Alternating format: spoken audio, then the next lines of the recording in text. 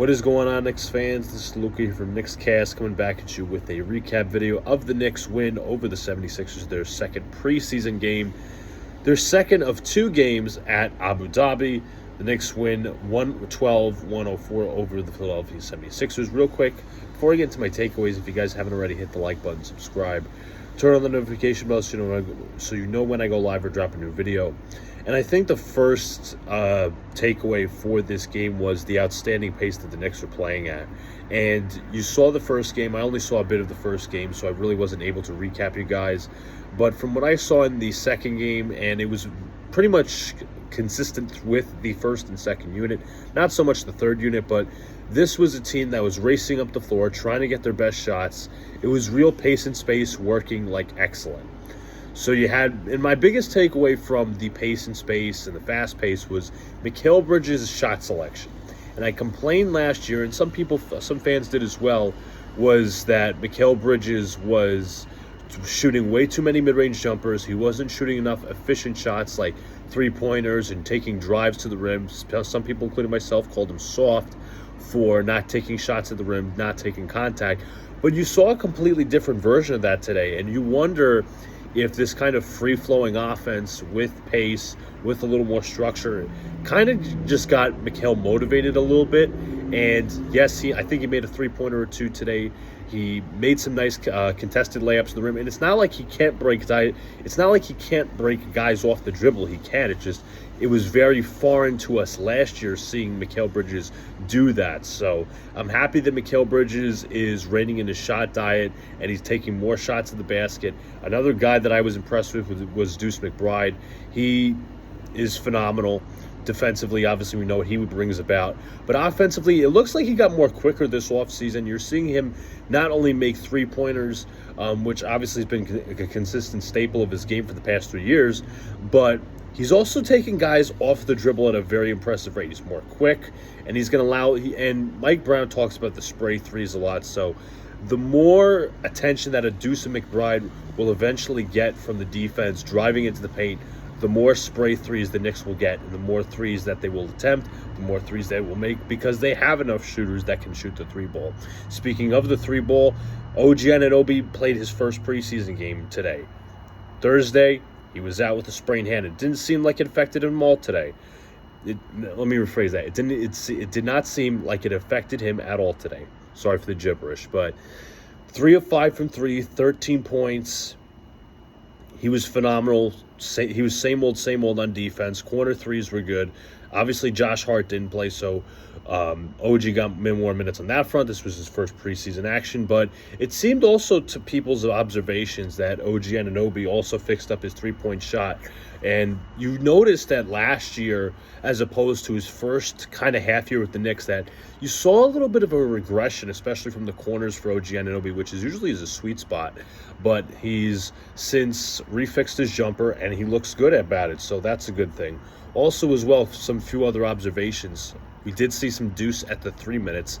Now, I'm not totally sure if this was Deuce at the 3 or Jordan Clarkson at the 3, but the Knicks ran essentially a 3-guard lineup with Jalen Brunson and Jordan Clarkson being the main creators, and Deuce McBride, OG Anunoby, Mitchell Robinson in for defensive purposes. Obviously, OG and Deuce McBride can space the floor, but it's interesting that Mike Brown is running these different combos, and I'm not saying Tom Thibodeau wouldn't or all these different things, but you're seeing many different combinations out there, and it's going to be interesting to see how this lines up in the regular season, because the last 5 guys I just mentioned are going to be regular contributors for the Knicks this upcoming season. So Deuce McBride at the 3, more 3-guard lineups is going to be very interesting to see, and it's something that I'm looking forward to, because you're getting essentially 4-out spacing with somebody, right, with Mitchell Robinson, being the defensive anchor in the center, with OG Anunoby, Jordan Clarkson, Deuce McBride, and Jalen Brunson all spacing the floor. So that's another observation.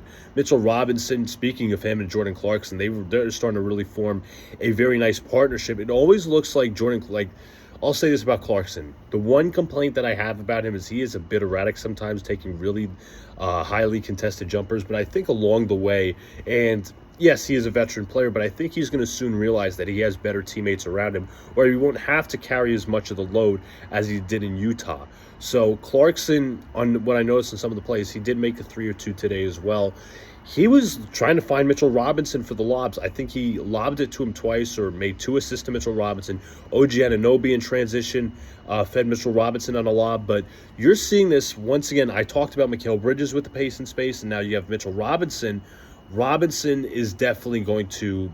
You could possibly say that he's going to average a double-double in this type of system because he's a freak athlete.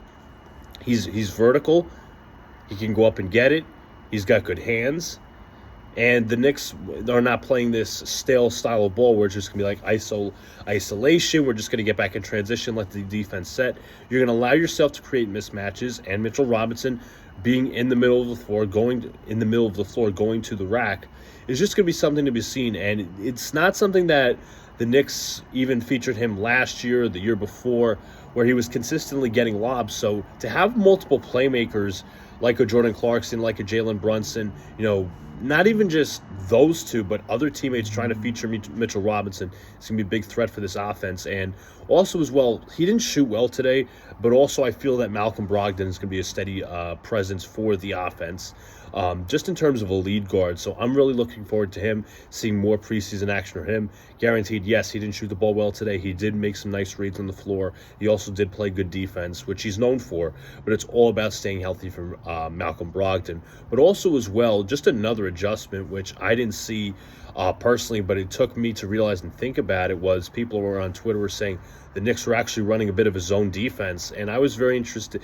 It's very intriguing because of all the Knicks issues last year, and to toggle with defensive coverages, to toggle with switching, to toggle with hedging, all these mixed defensive coverages, whatever you want to say, is kind of refreshing, honestly, where a coach is not going to be stuck in his ways and say, okay, you have to play this system. No, we're going to play the system that fits the players and how we're going to lead to team success with the success of the players. Like, you saw the zone concepts. You saw the Knicks switching well for the most part. You saw the Knicks playing the gaps well. You saw the Knicks get live ball turnovers. And because of live ball turnovers, they were able to run in transition. And they were able to run in transition to score those easy points. So it was a great showing overall. And I know it's a little bit of a... I should say you should take this game with a grain of salt, but it just looks so promising, man. It looks so promising that this team looks like they're buying in on Mike Brown's philosophy of pace and space. They're looking solidified on defense. They have some defenders that can work well. I'll say this, I didn't really see much from the third unit outside of Garrison Matthews hitting a 3 or 2. Mohamed Diawara hit a 3 from the corner. Tyler Kolek I wasn't really impressed with. He played well defensively, but his passing, sometimes he's a little too unselfish, and the shooting wasn't there. He made like one basket at the end of regulation, but nothing too much impressive from Tyler Kolek, and he could be the odd man out. Don't know if the Knicks will trade him or not. Depends on what value they think they can get for him, but he looks like he's kind of redundant in this rotation, so sucks because I was a big fan of him last year. No really other reserves that caught my eye in terms of the third unit.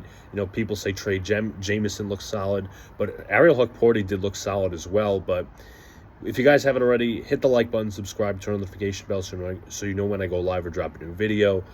More preseason content along the way. I'll have an update for you guys about the season preview stream and the stream for the opening night game. Me and Donald will most likely be on the call, but I'll post the graphic and everything and all the details soon. But don't forget, guys, let's go Knicks. Share this out, comment out.